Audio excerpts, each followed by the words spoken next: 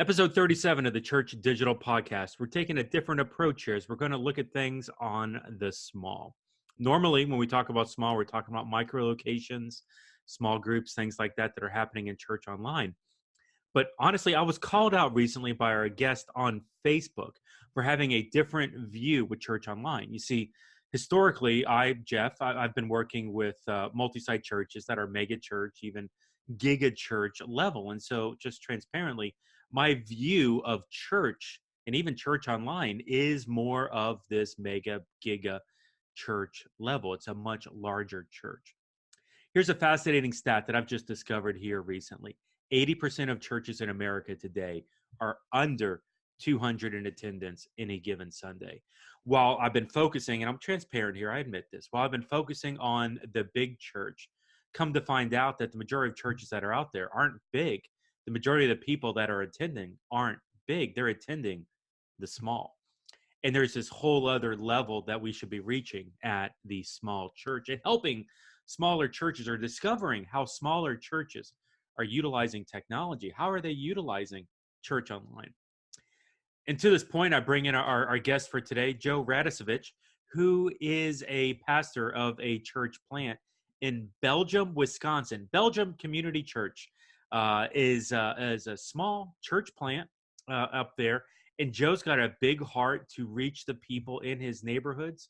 He's got a big heart to impact people with the gospel and create disciple makers who are capable of creating other disciples. And it was a pleasure to have this conversation with him today as we dove into this idea of small church online. So for this conversation, I'm bringing in Joe Radosevich, obviously church planner and lead pastor there at Belgium Community Church. I'm bringing in Tom Pounder, who, of course, anytime Tom comes into the show from YM Sidekick podcast and Digital Boot Camp and all the things that he's doing, man, it's always a pleasure just to hang out with him. I'm bringing in Ray DeArmas. Ray is a common guest host here at the Church Digital. And of course, online pastor at Christ Fellowship in Miami. And of course, myself, Jeff, with the Church Digital, to have this conversation on small church online. Hey, everybody, here you go. This church was actually started 25 years ago, but long story short, after a period of health, it declined so that they closed their doors. So they closed the doors strategically for a year and a half while looking for a pastor. The denomination chipped in money to renovate the building. And so basically it's more like a church plant that has a building. There's some history, but basically we have a new name. It's a new church. And it's in a community that really surrounded by communities without churches, without gospel evangelical churches. Even mainline and Catholic churches are closing up in this area. So there's 500,000 people within 25 miles of us, but they're made up in small towns, and they're little towns where oftentimes there's no church at all, or there's no church that's preaching the gospel. And so we're kind of coming out of the church plant circle, looking at a town, looking at a series of communities and saying, how do we reach these people? And quite honestly, the front door of our church is online. We know that. We know everybody has a mobile device. They've got computers and TVs and smart stuff and all over the place. How do we use these things to get our front door as closely as we can, or as close to people as we can get it? So that's kind of where we come at the church online live stream kind of conversation, is using it to disciple the people that we have and using it to reach people that are in our community and wouldn't be reached any other way. Let me ask this question, Joe. How long have you been, because you're relatively new at the church Belgium community, right? So I moved up here June of 2017, so 2.5 years. The church restarted a little over a year and a half ago. So the first 6 months was a helter-skelter, renovate a building, gather a core team, launch a church. Yeah, so 2.5 years. And I'm realizing that was a pretty breakneck pace for the first 2.5. So did you move there for the specific church, or did God? I'm just curious, kind of backstory. So you moved up to Belgium, Wisconsin with visions of rebirthing kind of this existing church area. If I had known it was a church plant, I would have run. I thought it was a church revitalization is what I thought it was. It had a failed church plant in Illinois. The Lord used it to really teach me and grow me, prepare me. for some things. But if I had known this was a church plant, I would have run away. But I'm actually glad I didn't, because I really found a lot of my gifts in the middle of all this. So anyway, this was a position that I thought was a revitalization. And so we moved up here and said, okay. And I really wanted to go north, because I wanted to go to a place where we're not just another flavor of church, which I realize that's even changing in the South. A lot of churches are closing super fast and people are not hearing the gospel. But I wanted to go to a place where people go, I've never heard this before. This is really good news. And really that's what I found here in Wisconsin. I'd never been to Wisconsin until I interviewed for this position. But to hear people go, I've never heard this in my life. What are you talking about? And for the people in our church to get to vision for that and go, yeah, there are people in our lives that thought Jesus Christ was just a swear word. They didn't realize he was actually a person, and that we have a message and that there's good news. Wow. So for me, that's super exciting, to be able to be in a play. I call it be a big fish in a small pond, in the sense that it's not just, hey, we've got a better worship band, a better preacher, a better something. We have something that you've never heard before and you need it. This is good news for you. I'm not much on numbers, and if you listen to the podcast, like, we make fun of numbers on a regular basis, but I want to put a number on this to help define to the audience the scope of who you are and kind of where you are in your ministry journey. Yeah. Like what type of, what's your average attendance on a Sunday? Like what does this actually look like? So we had 55 on Sunday. I think our current average is more like 60. Okay. But that's probably our current average. What's interesting, and this is a stat that I just discovered. Somebody told this to me maybe a week ago. 80% of churches today are under 200 attenders on average. And for me, that's an area that I've just transparently, and I've said it before, like I wasn't as aware of the small church as probably I should have. And working with Ray and some others like theChurch.digital, we're going to start to turn the corner and work more towards not only a mega church, not only a multi-site church, but also start to create some resources towards the smaller church to help them, because the majority of churches, by far, the majority of the churches are more like you, Joe, in the 200 and under range than the gigas and the megas that are out there.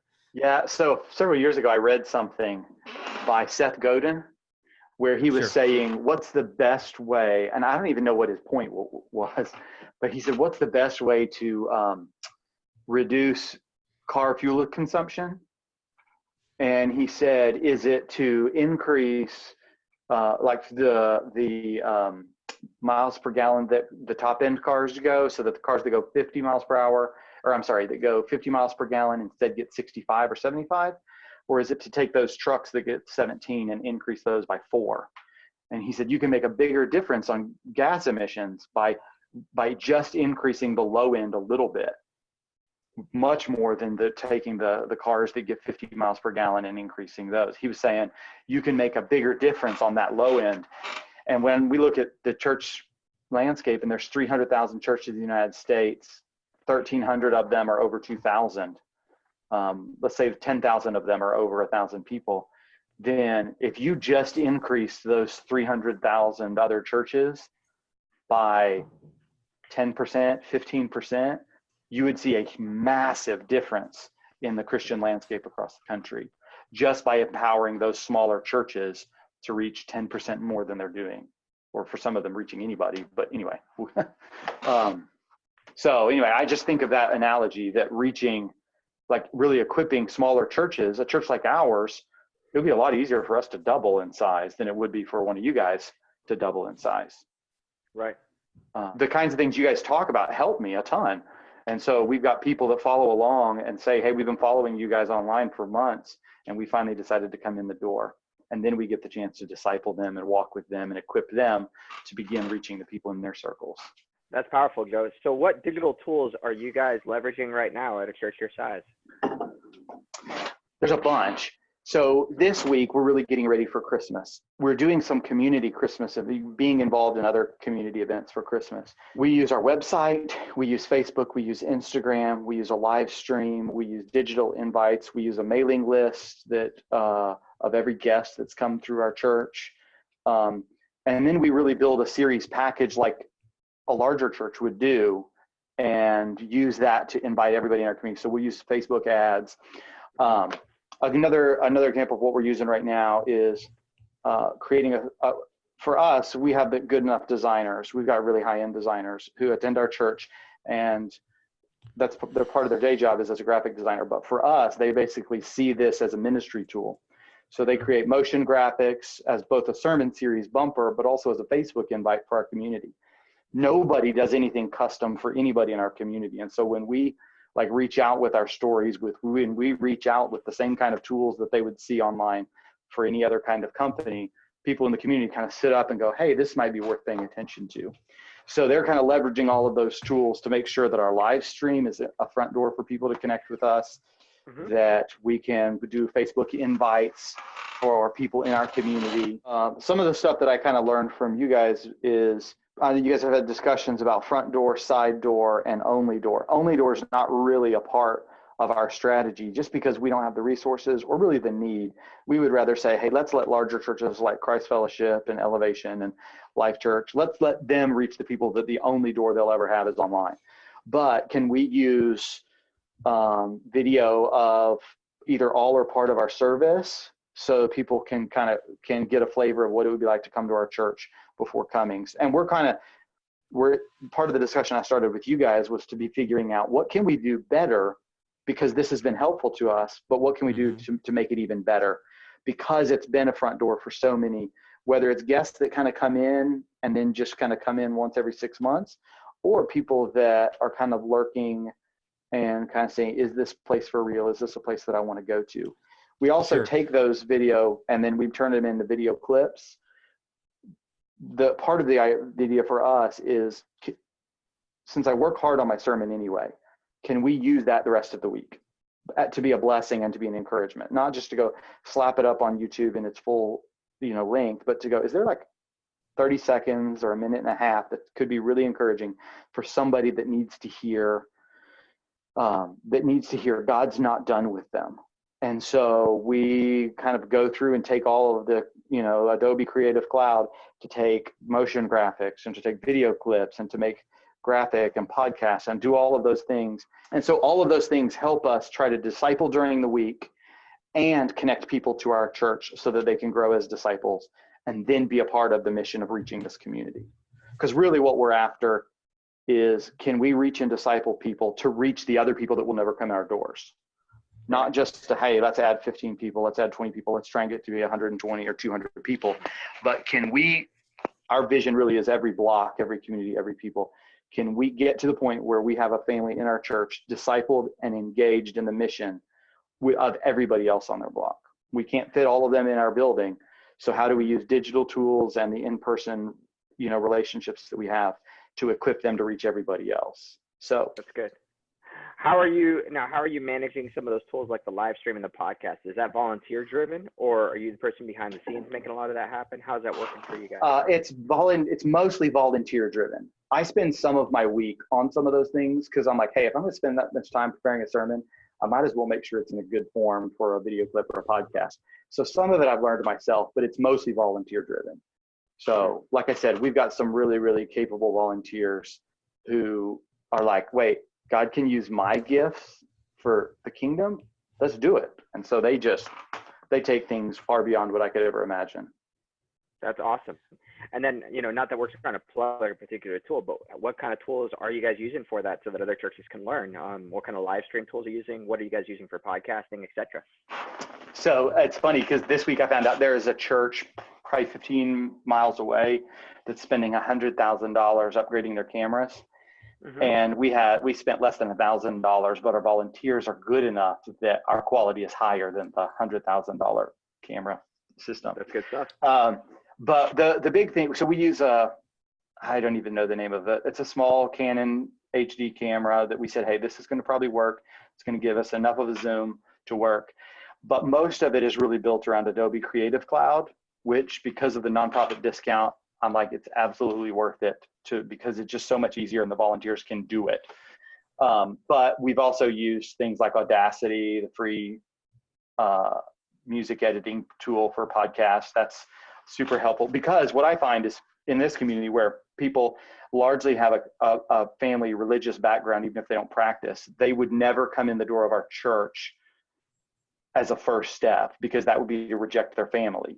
And so they will actually download our podcast every week and listen, but they haven't taken that step. Ultimately, to follow Jesus, they're going to have to reject their family to follow him. But at this point, I'm like, a well-edited sermon podcast, which this may be something helpful to small churches, is we do them in series, but then we package them in series, both with our graphics, with an intro and an outro for every sermon, so that it feels like I could binge listen to this series from, we called it Adorn, like Lives That Make the Gospel Attractive. It was a look at the book of Titus, but it's like, oh, I could listen to 5 sermons in this series, or Failure Is Not Final. I could listen to 4 sermons from that series, and you get a music intro. A couple of other tools that we use that I love is Soundstripe. It's a music subscription. I think it costs about $130 per year, but you then have a license to use custom music in video projects, podcasts, and things like that. And that really ups the level of our production for, like I said, invites, Facebook ads, video sermon bumpers, our live stream. We're trying something new. I was meeting with my volunteer after talking with you guys to say, hey, what could we do that would improve our live stream? And we said, you know what? An introduction from somebody in our church, just doing a video to say, hey, we're so glad you're here. This is the series that we're in right now. Run the sermon bumper that we've already made, and then goes into the service, and then leave that, helps kind of give somebody a connection point of, oh, there's some intention to this. And at the end, they ask me to reach out and give their contact info. I love what you're doing here, Joe, in the sense of you're making it very personable. And again, I think there's a lot of churches, my church included, we all share our sermons online on podcasts. We use actually sermon.net. So I'm not the brains behind that, but I'll just share that if anybody wants to know that. But we just share our sermons. The fact that you're doing an intro and an exit to that really makes it personable, and someone can really kind of maybe identify with that a little bit more. Same thing with your live stream, having someone welcome everyone and greet everyone. We live stream our church services, but unless I'm, because I do a lot of the mid-service stuff and the end announcements, unless I'm directly talking to the people online from stage, which is kind of weird because we've got people in our campus right there, but I'm talking to the people in the auditorium, and also the people online. But I like how you're making it very personable, and I think that draws a connection, so that maybe when they do come in through the front door, they can maybe see that person and say, oh yeah, I saw you online. And they do say that. And so that's kind of my hope for having other people in the church get featured. But they will say, oh, we know you, because we've been to your website and we've watched the videos. Like, we know you, Joe, even though I've never met them before. And so we actually got the idea for the intro and outro and stuff from stuff that I saw you do, Tom. Is I was like, there's more in their live stream, and it's super helpful. Mm-hmm. So how can we make our live stream not just a video of our service? Hey, just watch a video of the service, but instead, hey, please connect with us. Like, let's make this personal. Let's make this intentional. The other thing that may be helpful to other small churches and is to begin to think through all of the stuff that you guys talk about. So you guys interviewed leaders who talk about pop-up churches and some other things. To begin to think through all of those things through the lens of, how am I actually blessing and equipping people right where they're at right now? Mm-hmm. So that instead of it in the church world, we can easily be, hey, look at me, come here, come and do this. I've tried to tell our people regularly, like, let's maybe once per week invite somebody to something. Let's instead try to figure out, how do we bless them and encourage them right where they're at right now? Let's let the live stream be a current blessing, not the live stream as an invitation to some kind of youth event or some kind of other event. Use every digital tool to say, you can actually hear about Jesus today. You don't have to wait to hear about Jesus on Sunday. Your marriage can be benefited today, not later, down the road. So are you purposefully driving toward the next step for the folks watching the live stream as well? Encouraging not just the people in the room, but the people on the live stream and saying, hey, this next step is for you too. Like, are you directing that at them as well? That's what we talked about this week, where we said, hey, how do we, they're already connecting and watching the live stream. We've got faces, we've got fairly good production quality at this point. How do we use that to not just drop the ball and say, well, hopefully we see you again next week, but to say, hey, can you connect with us? Can you give us your contact info so we can reach out? If we can pray for you, can you let us know? The answer is right. We're trying to head in that direction. One of the things that we've done at CF, and Jeff was part of this too, is we've created a standardized URL that leads to a form. That's basically our online connection card that we leverage both in our on-demand services and also at the end of every live stream, where, hey, if you want to connect with us, go to cfmiami.org/online or /connect. For us, it's been online, and it drives towards that connection card. I even got it as a pop-up as soon as I hit that site.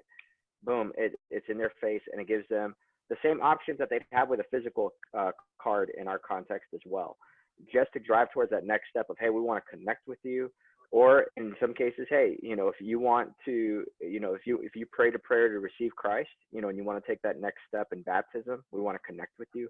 All that stuff is there so that it gives them an option to connect with us. And then from there, we've got to do the follow-up. We've got to do the real-time pastoring of exactly like what you guys do when you receive data, when data comes into your context live at church, that it drives towards that next step of helping them get connected.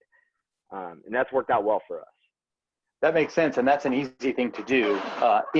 So anybody who's listening to this and is in a small church, I recommend Squarespace for a number of reasons, but one of which is the thing that Ray just talked about is something that you can easily do. We do that for Easter series. We do that for any big series that we do. We can make a landing page that gives contact ability like that.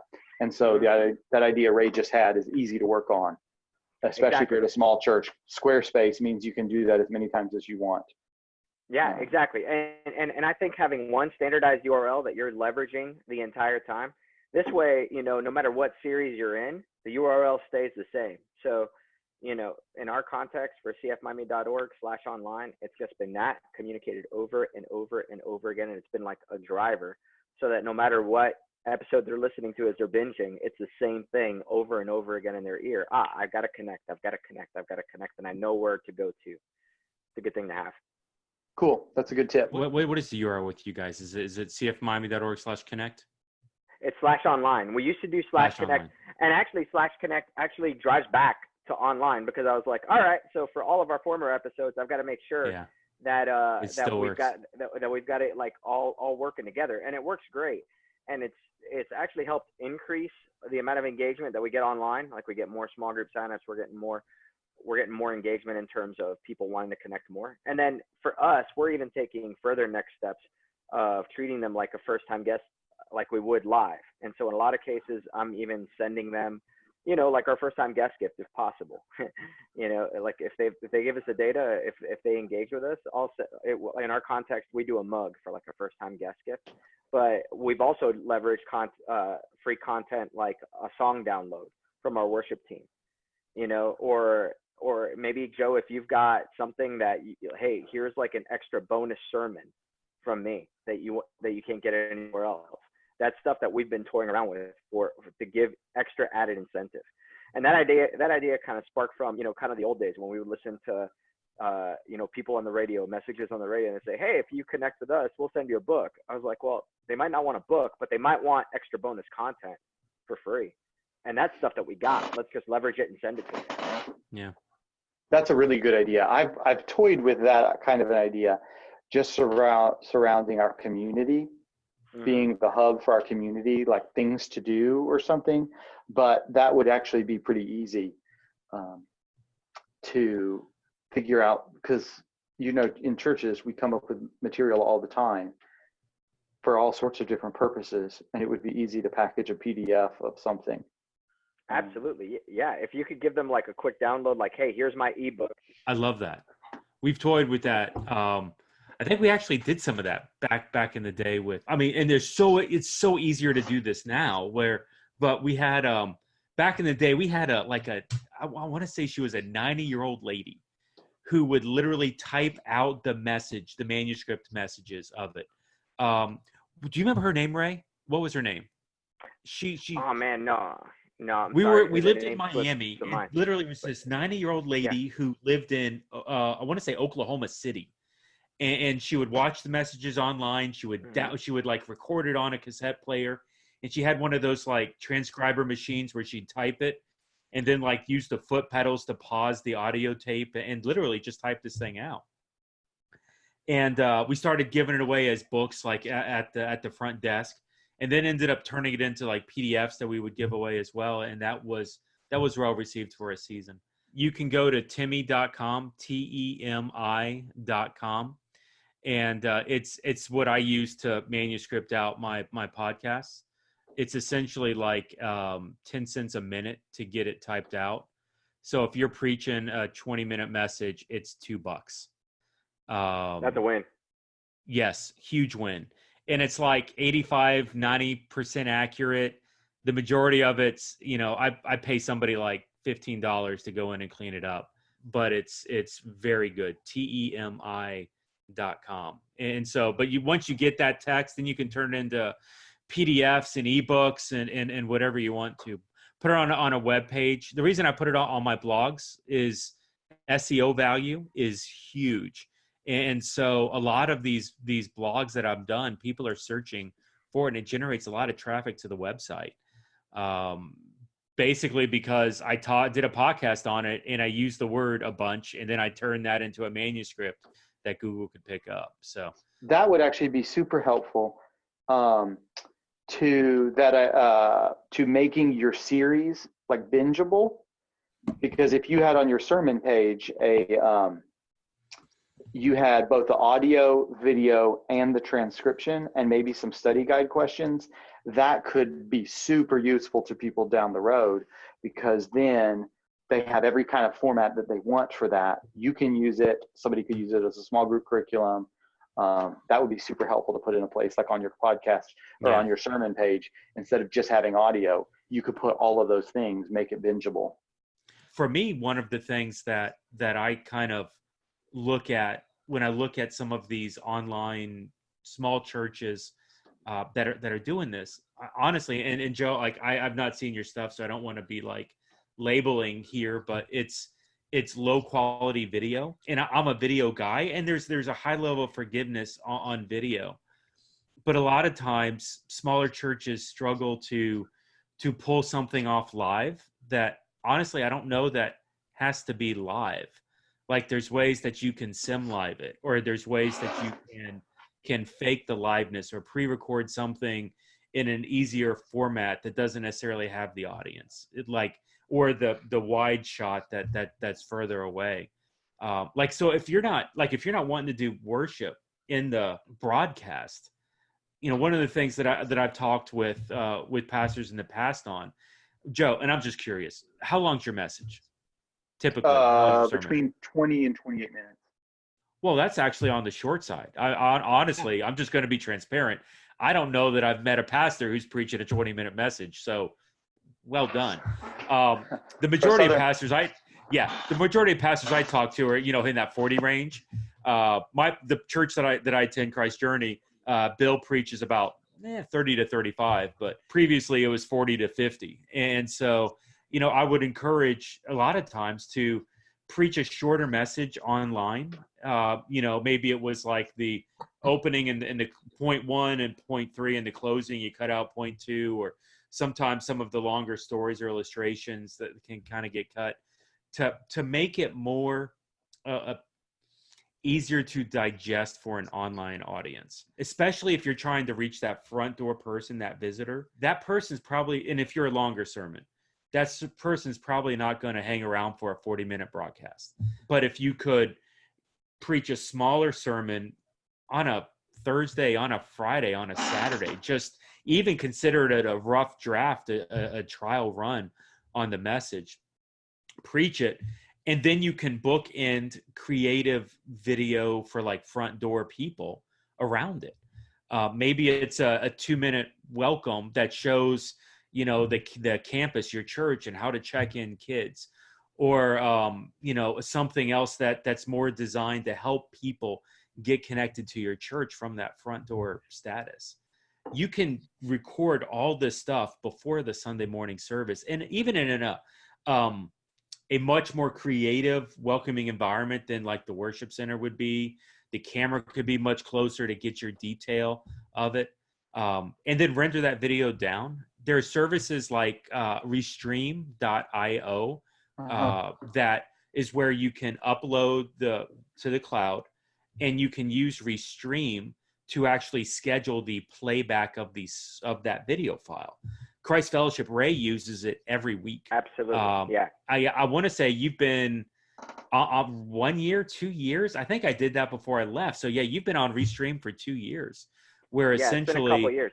Mm-hmm. Yeah, they upload, and I'm going to let the cat out of the bag. Sorry, Ray, but they upload their Saturday night service, and they edit in announcements and things like that, and then upload it to Restream, and that plays back Sunday morning, like at the time they specify.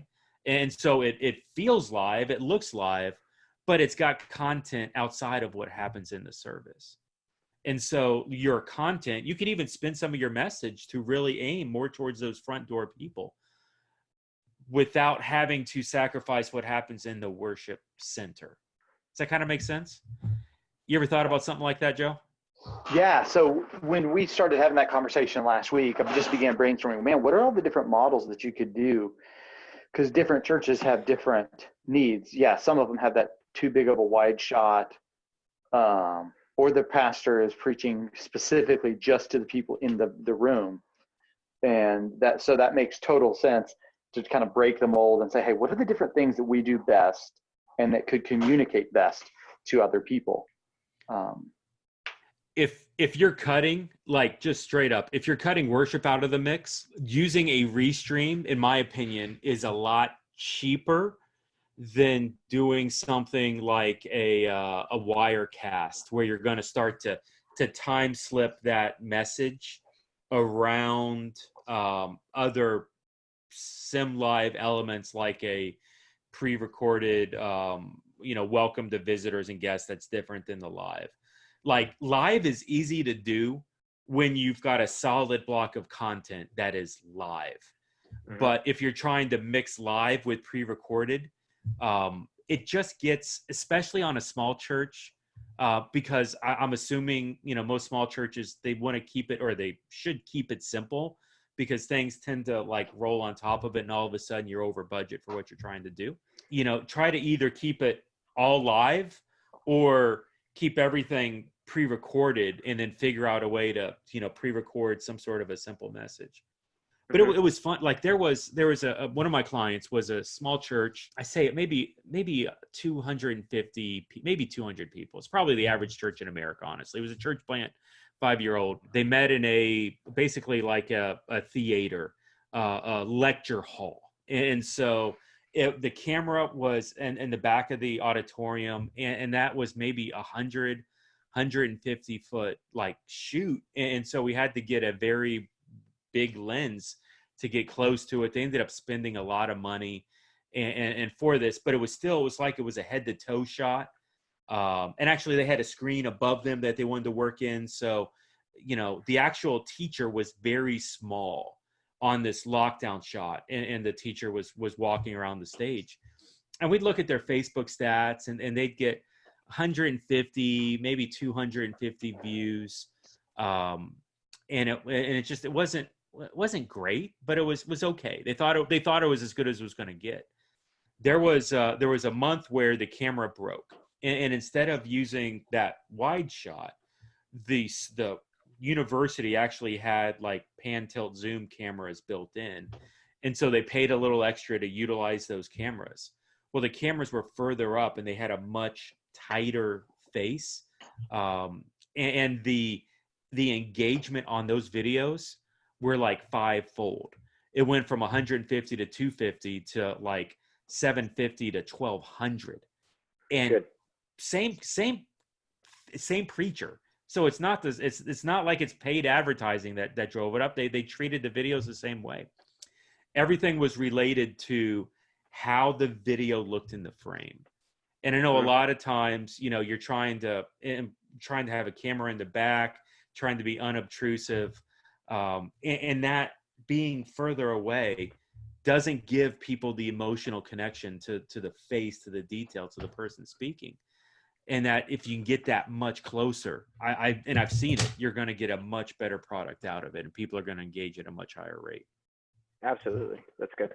I actually think it would be worth it for you, I don't know, in some form, written or video or something, to explain some of those video practices for pastors or in churches in small contexts. So our main volunteer was, you know, doing a bunch of research to figure out, hey, what's the best way to film? How do we, you know, what's the angles that we want to be at? How do we even want to control the camera for the best effect? Because you can have a really nice camera, but if you control it poorly, then you just don't get your money's worth. So that would be totally worth a discussion or some kind of a tutorial, because yeah, being up close just makes a big difference. I get tired of seeing my own face on our church's stuff, but people want to see a face. Yeah, absolutely. And so we just keep doing it. Try to include other faces as possible as well, but people want to see a face. And if it's super far back, then they can't visualize themselves go into that church. They don't have any clue who the pastor is, what it looks like. And that would be the luxury of pre-recording this, because that camera can get much closer. I don't have to worry about audience in the room. Audio gets much clearer because you're probably just utilizing a microphone that's on me straight to the computer pack instead of going through front of house, instead of a bunch of other RF that could conflict. And if there is issues, I can just stop and start back over instead of kind of struggling with any issues that pop up in the live venue. I pitched this to a pastor once, and he's like, well, it feels inauthentic. And I'm like, oh, really? Like, the average person's going to really pick up on that? I know sometimes it's difficult to preach to a lens. I've been down that road, and I know that pain point. But I think you get a much richer quality kind of running out of this. So anyway, Ray, what do you got? Well, I was going to say, Joe, do you interact with the camera at all as you're talking to your online audience? No, not right now. Not at all. Man, that's something that I would encourage big time. Addressing the people, looking straight into the camera and addressing them as well, because it lets them know. And believe me, for those of us who are watching on the back end of the screen, it feels like you're staring us right in the eyes and that you're talking right to us. And so, like Jeff said, moving the camera up will help. But then as soon as that camera is moved up and you're addressing the camera directly, man, now it feels like you're talking to me, almost like we're having a cup of coffee. And so that changes the engagement way up in terms of, Joe is talking directly to me. And this message is for me. I'm telling you, that'll be a game changer in terms of your online preaching. It'll be huge. What I normally advise, if you do keep the camera in the worship center, I know a lot of teachers, they'll pick out 5 or 6 spots or people in the room, and they just dance back and forth. The lead communicators will dance back and forth between those 5 or 6, just looking, because that's their pre-programmed spots. Make one of the spots just stop on the camera. And so even if you get 10% eye contact where you're drilling in on that camera, that's a huge win to that audience, because they're feeling like you're connecting with them live. And if you're doing the pre-recorded stuff, man, just drill into the camera. There's even teleprompters that you can get setups and iPads and software for that. And Teleprompt Plus is one that we've used in the past. I'm not sure what Christ Fellowship's using these days, but basically, like, it's the teleprompter just smack in front of the lens, and I'm literally reading from the teleprompter at the same time that I'm looking at the lens, and people can't even realize that I'm, faking this. Like, it's so easy today compared to 10, 20 years ago when you had to pay all this equipment. And it's an iPad, it's an iPhone, it's stuff that you already have. So right. The other thing that it does, Joe, is that it definitely adds credibility to the people who are listening in the room to encourage other people to watch online. That's kind of like the weird spin-off that it does, is it helps create a relationship between that online and offline audience of folks who are engaging, because people who are in the room are like, oh, wait a minute, Joe's talking to them too. That's serious. Maybe I do need to share this with somebody else. And then for those who are watching online, they're like, oh, he does see and care about me. He does know that I'm listening and watching it. I'm curious with this. What percentage of people do you think are front door versus side door right now with your broadcast? Well, Not sure. there's no question. It's Yeah. 80 or 90% front door. The Really? reason is, and I want to kind of put some numbers and some of this stuff in context. So we're a small church growing from like a handful of people, but we're also dealing with some of the things that small churches deal with: relational issues. What do leadership structures need to look like? Like what does excellence look like when volunteer based is low? We deal with those kind of things. But our last service has been viewed 240 times, which I don't love Facebook stats because sometimes I don't know how many seconds they're counting. But if I look at it, it's saying 240 people have watched our last service. And we had 55 people there. So there's no question that the people that are watching our service right now don't come most of them don't come on a given Sunday. So if we have an average like if everybody came in the same week and we're at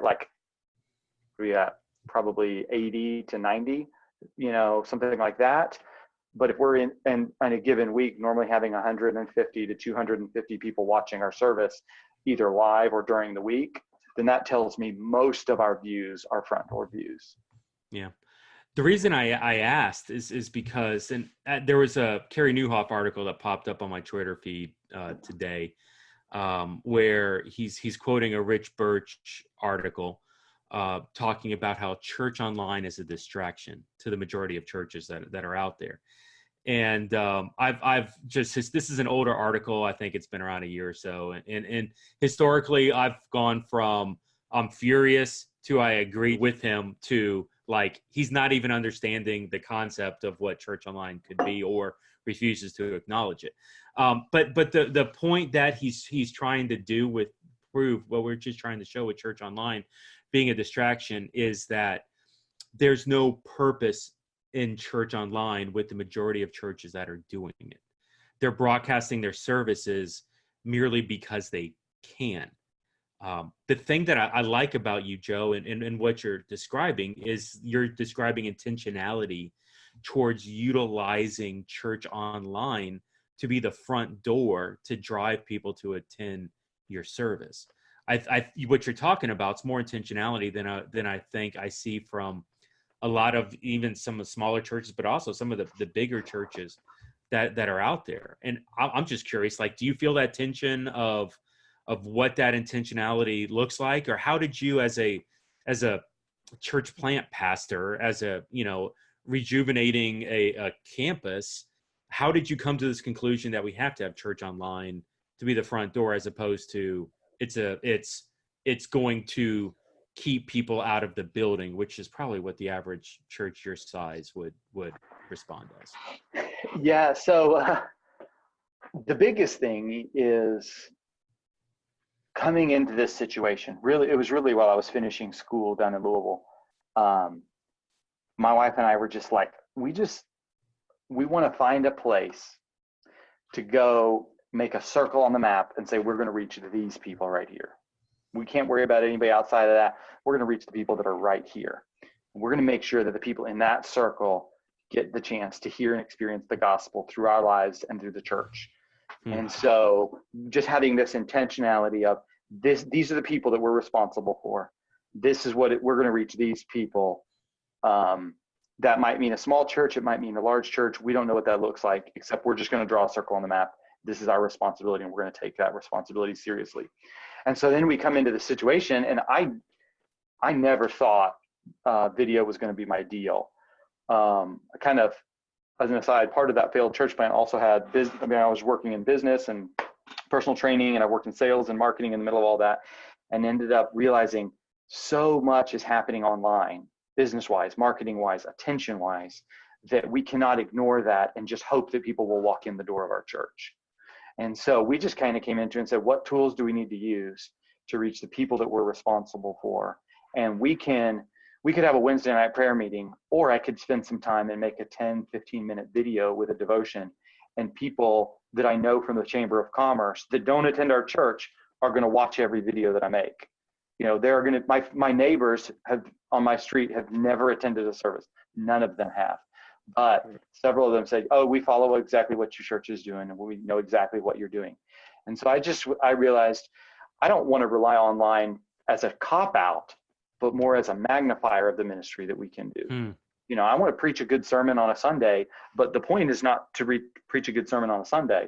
It's actually to preach and disciple in such a way that people make a difference in the lives of the people in our community the rest of the week.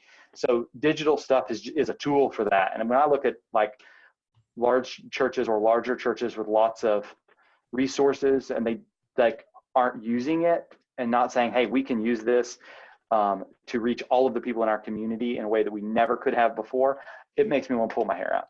I'm like, are you kidding me? Like, you guys have the potential to reach so many of the people that are in and around your congregation. And, you know, I just think that it's worth it for those kids in our community that will never hear about love if we don't tell them about God's love. The people dealing with shame and guilt will never get to know the remedy to the shame and guilt that they carry if we don't tell them. And so we'll use all of the tools that we can do and to do that faithfully. That's a great perspective from a smaller church. Like I don't hear a lot of that. It's more of what's in front of me as opposed to the larger kingdom aspect. The thing that I think has impressed me most, and we didn't even really drill into it, is this idea of trying to get people on their blocks. Like, you want to get someone to get out there and disciple the what was the term you used for it? A family on every block almost approach, right? Like, where did that idea come from? So, man, I kicked and screamed about the vision process. I was like, every church has the same vision: love God, love others, reach the world, connect with God, connect with others. Every church has the same one. And I hope I'm not stepping on you guys' toes by quoting your visions.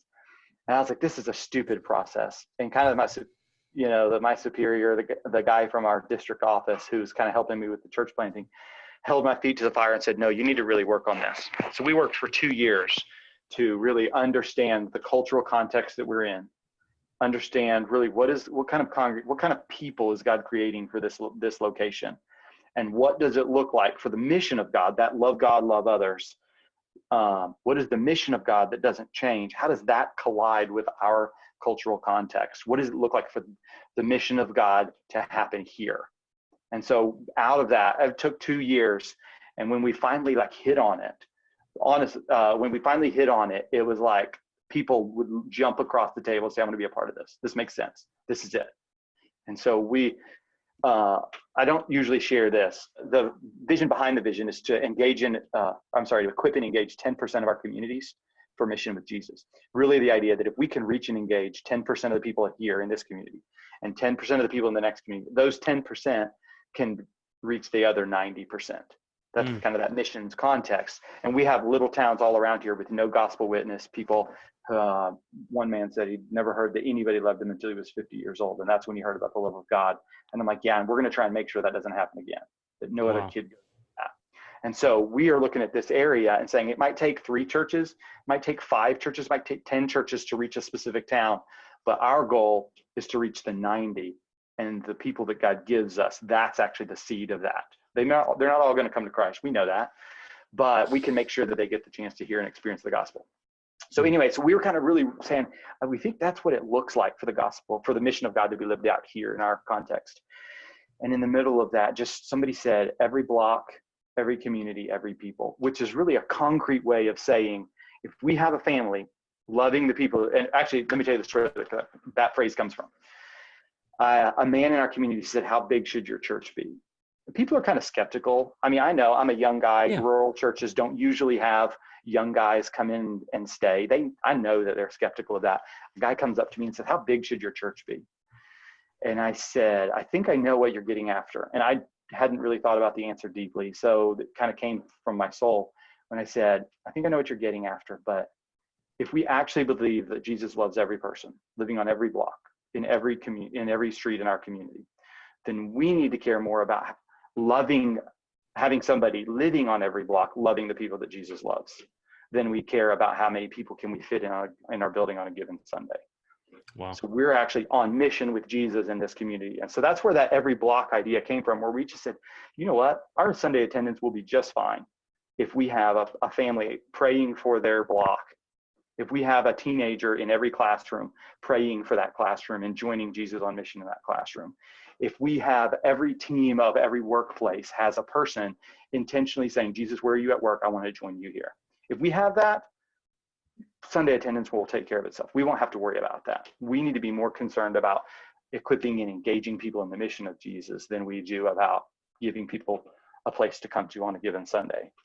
And so then we began to say, every community, you know what? It's not enough for us to reach this community. Every one of the 450,000 people around us needs a church nearby to reach them in that same way. And so we're going to join with other churches and begin praying and working to see churches like ours that are loving and living out the gospel to reach those communities. And then ultimately we said, our vision can't be smaller than Jesus' vision. And if he says, go into all the world,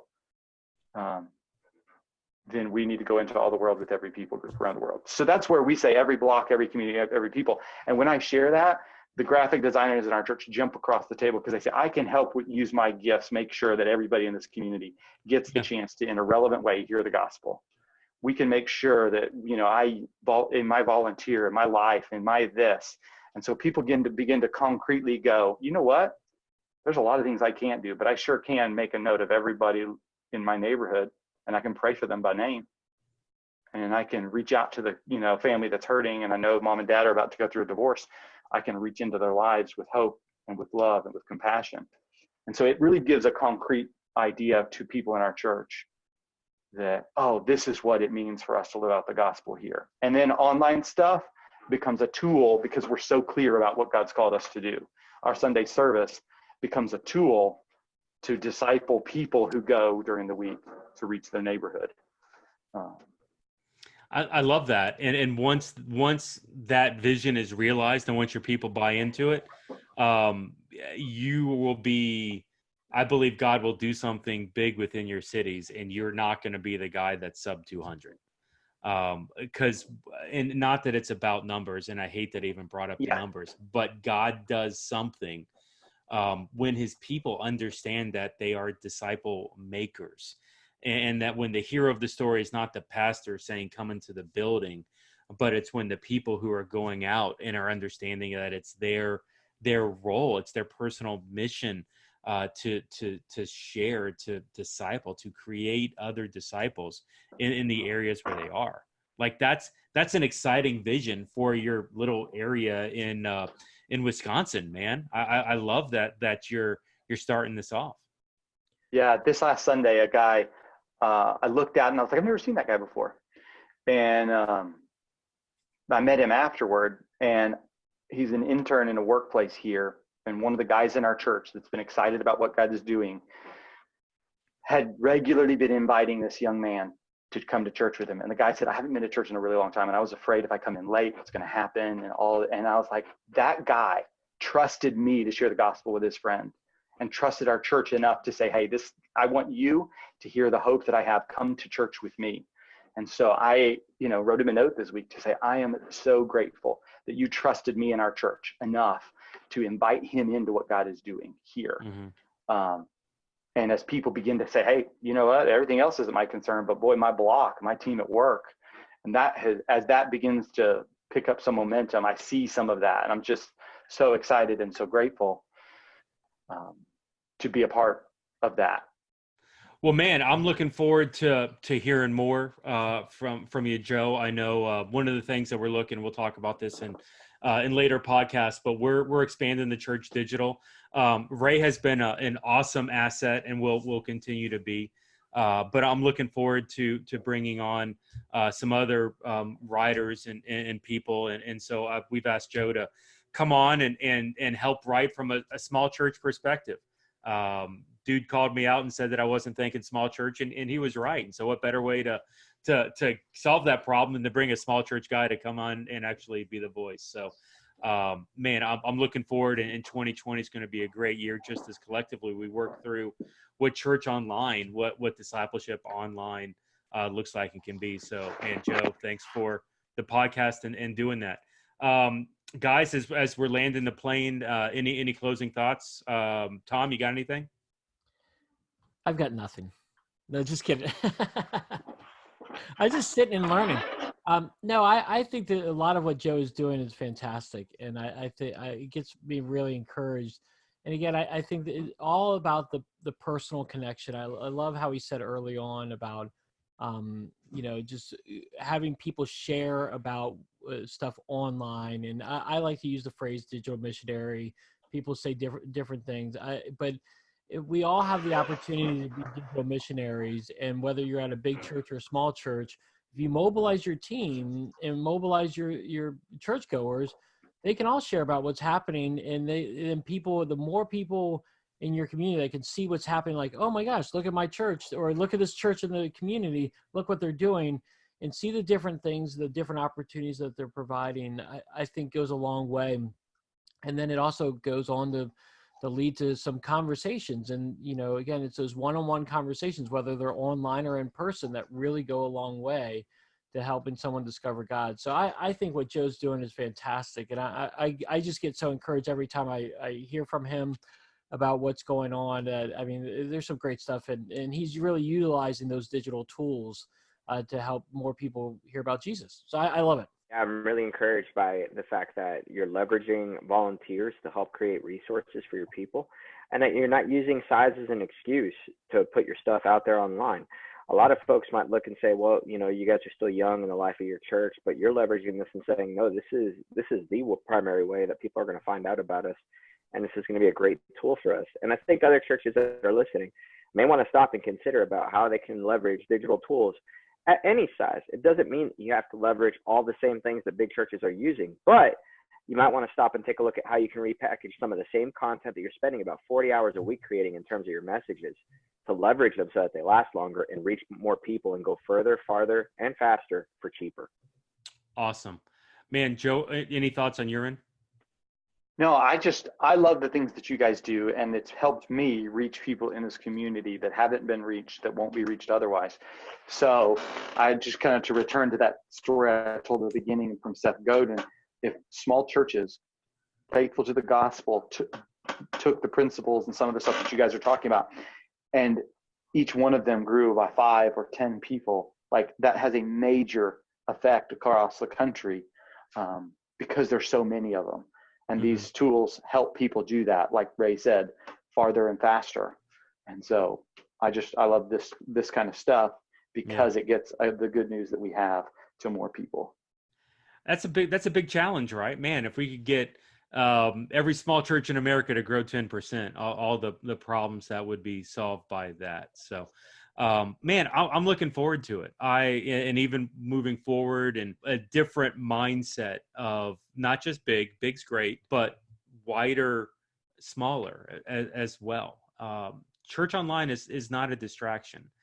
Big churches, small churches, regardless of the size, as long as there's strategy and vision towards that. And Joe, I think what we see here is you have developed a great strategy and a purpose. You know who your audience is, your front door, your side door. You're not interested in the digital and in the broader audience, the digital door, the only door people.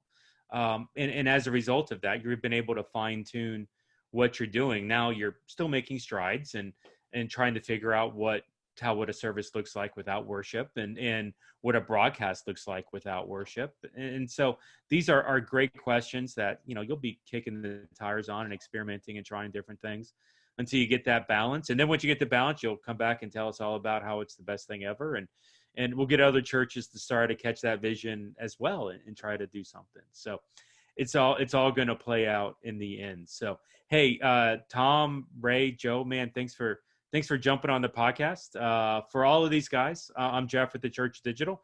Thanks for being with us here this time. And we'll see you next time here at the Church Digital Podcast. Y'all have a good day.